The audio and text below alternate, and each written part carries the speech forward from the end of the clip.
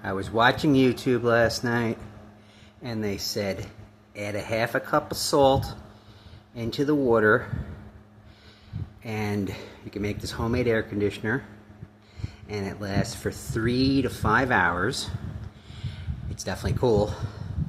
I did some Google.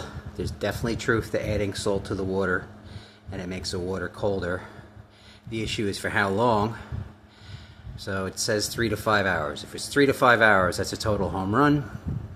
We're going to do the test. I'm always testing old-fashioned methods. I love it. Okay, thank you.